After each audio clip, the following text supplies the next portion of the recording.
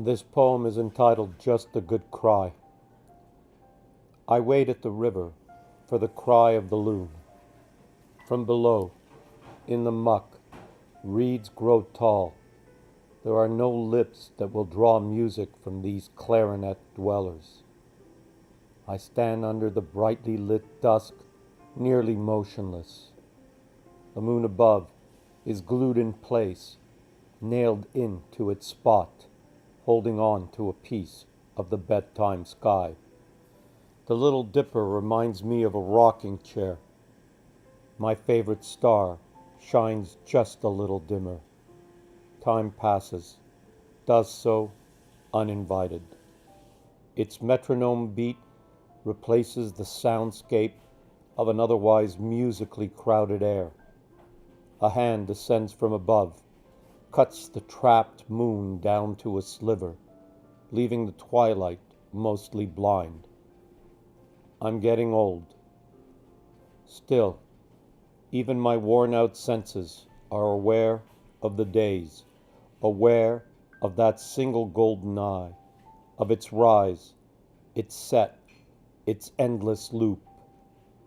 Quiet is my flow of sand. Stressed beyond reason, my lungs want to burst, my brain explode, my emotions are stretched past their limit. My chest fills, my chest empties. The choice has always been mine. I have not lived the life I was gifted. I'm frozen, I'm hot, like a statue baking in the unforgiving rays of Sol. Wide awake in the after dark with all the usual players. The wolf with his cool stance, dressed in a zoot suit, snapping his beatnik fingers, wooing the maiden night.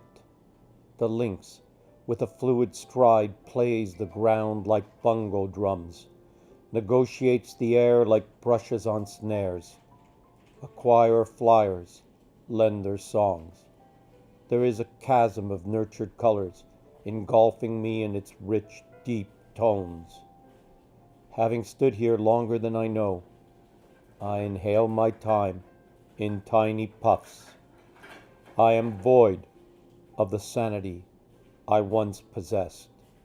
I happily dismissed that blurry concept a long time ago. Time moves with a second hand like a plane propeller. I live every moment as fully as my strength allows.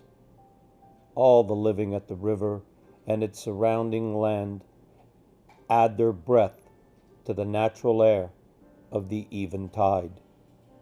I breathe in the chill of the nightfall air, and I wait at the river for the cry of the loon.